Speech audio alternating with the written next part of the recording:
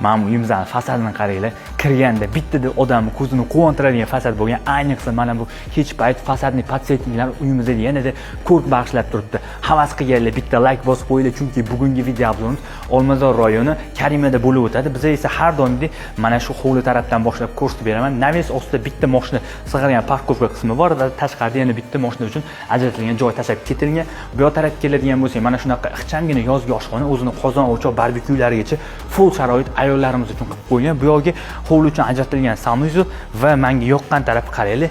Ani palmalargacha ekib qo'yilgan, juda ham chiroyli ikki qismga bo'lingan landshaftli zona uyimizning fasadiga mana shu rakursdan o'zingizlar niyat qilib bitta like bosib qo'yinglar. Inshaalloh bu yil oxirida eng kamida hammamizga mana shunaqa fayzli xonadonlar nasiba ro'za aylasin. Shaxsan menga bu uyimizning ichki qismi yoqdi, qani ketdik. Uyimizning qo'l qismini qaranglar, juda ham chiroyli, yorqin ranglar tanlangan, panorama oynalar qilingan, 3 etajdan iborat uyimizda полностью теплый pol qilingan. Kirishimiz bilan kiyim uchun va oyoq kiyim uchun qaranglar, o'tirib kiyishlik uchun sharoitlar qilib qo'yilgan. Xo'l bo'lsa mana shunaqa bo'lsin, tanlangan lyustralarga o'zingizlar alohida bitta baho berasizlar. Qani ketdi, ayollarimiz ko'proq vaqtini o'tkazgan oshxonani ko'rib chiqamiz.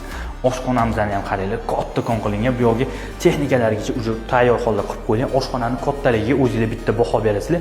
Bemalol oila davrasida o'tirib taomlanish uchun yetarli joylar bor va bu yoqga ham panorama oynalar qo'yilgan, televizorlar va internetga joy tashlab ketilgan. Uy bo'lsa mana shunaqa bo'lsin-da. Полностью теплый pol qilingan va mehmonxonamizni ham o'zingizlar bitta baho berib o'tasizlar. Marhamat, mehmonxonamizni qaranglar. Katta bu yoqdan panorama oynalar qilingan, radiatorlar qo'yilgan. Mehmonxonamizga qilingan ishdan o'zingizlar bitta baho berasiz. Bu yoqqa bitta chiroyli katta televizor ilib qo'ysanglar, ko'rki bo'lib turadi. Qaranglar, kattagina mehmonxona, bemalol 12 talik, 16 talik stollar bemalol sig'ib ketadi va mana shunaqa zinalarimiz, zinani podsetniklari qilingan. Bu основной svet yoqmasdan tepaga chiqishingiz mumkin va bu birinchi etajimiz uchun ajratilgan sanuzel, ya'ni gостевой mehmonlar uchun.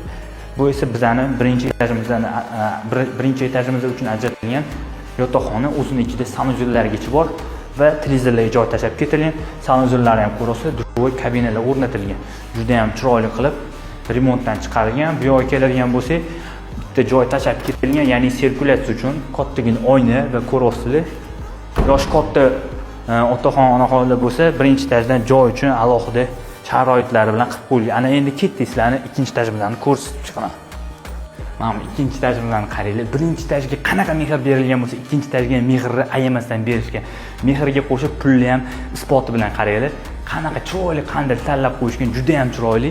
Ikkinchi etajga ham mana shunaqa katta joy tashlab ketilgan. Mana shunaqa mozaika oynalar qo'yishgan. Bu xonani vizualni yanada katta qilib, yanada keng qilib ko'rsatib beradi.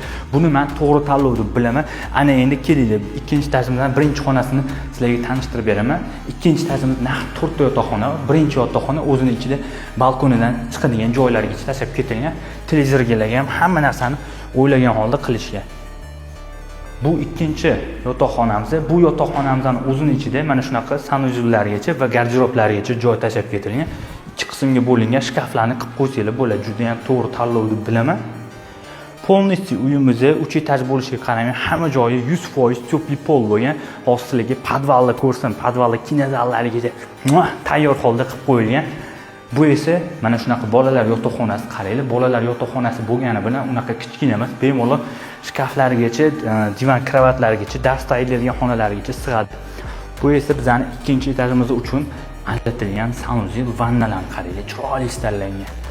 Bu oxirgi xonamiz bo'lyapti, lekin sezayotgan bo'lsanglar, har bitta xonaga o'zgacha yondashilgan, ya'ni bir xillik qilinmagan. Bitta xonaga bunaqa dizayn bo'lsa, ikkinchi xonaga juda ham chiroyli yorqin ranglardan foydalangan.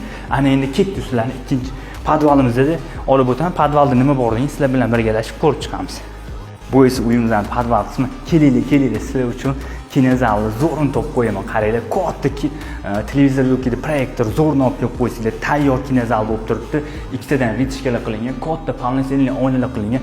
Ko'pchilik fotoshkadan foydalansak, ko'rasizlar, bu yerda oyna turibdi. Bu yoqda ham yetarlicha joy mavjud. Olgan odam o'zining xohish istagiga ko'ra xona qilib qo'ysa ham bo'ladi. Полностью 100% теплый pol qilingan. Bunaqa uyda turgandan keyin обязательно kladovka kerak. Mana sizlarga kladovka. Bu yoqqa keladigan bo'lsak, xohlasanglar ofis qilib qo'ysanglar bo'ladi. Xohlasanglar endi olgan odam trenajyorni zal qilib olsa ham bo'ladi. To'g'ridagi keladigan, to'g'ridagi eshigiga keladigan bo'lsak, hovlidan podvalga tushish uchun joy tashab ketilgan, to'g'ridan to'g'ri. Bu esa uyimizning isitish tizimiga javob beruvchi konteyner xonamiz. Ko'rasizlar, santexnik akalarimiz ishlariga o'zingizlar bitta baho berasizlar. Uyimizni remonti shaxsan menga juda ham yoqdi. Ko'rasizlar, shaxsan men niyat qilib qo'ydim. Inshaalloh sizlar ham bitta niyat qilib qo'yinglar. Olmazordan uy qarab yurgan do'stlarga bu videoni tezda jo'natib qo'yinglar. Inshaalloh hammamizga eng kamida mana shunday fayzli xonadonlarda yashashlik nasibi ro'za aylasin.